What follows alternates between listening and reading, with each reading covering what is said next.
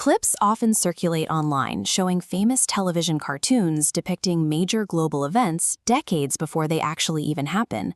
We see this with technology all the time. In the mid-90s, characters were shown casually speaking into their wrists, a concept that only became a reality when smartwatches reached millions of people years later. It happens with highly specific pop culture moments too. A cartoon once drew a pop star making a grand entrance suspended by wires. Years down the line, that artist performed the exact same flying entrance in real life. When you see these clips side by side, it leaves you with a really uncomfortable question. Are the people writing these shows actual time travelers? Or is there a completely logical explanation for how they know what's coming? These predictions appear far too often to be dismissed as lucky guesses. When you look closely at how these shows are made, a deliberate system starts to emerge. Intelligence agencies describe this phenomenon as predictive programming, a psychological method used to prep the public for what's coming. The core idea of predictive programming is that if you want to psychologically prepare a society for a future concept, you first feed that concept into people's minds through entertainment media. You show that concept in movies, in cartoons, and in TV shows.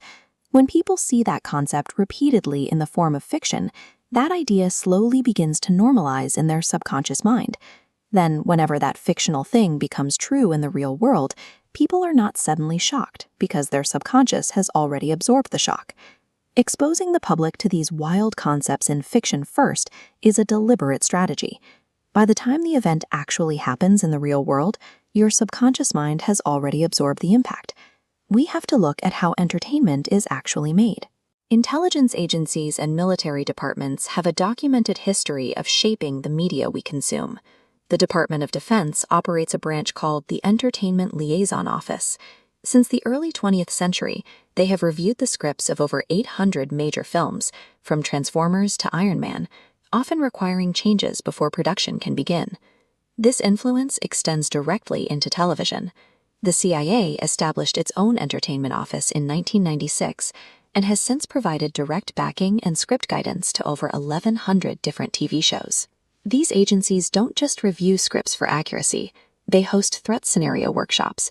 They invite fiction writers to help them imagine chaotic, unpredictable future threats, like bacterial attacks or border conflicts, that strict military logic might overlook. Because writers can imagine crises from every human angle, agencies use these stories to simulate how the public will react to a future event. Since the government has a long-standing system for rewriting scripts and running these creative simulations, it is entirely logical that the world's most popular, longest-running TV shows are part of this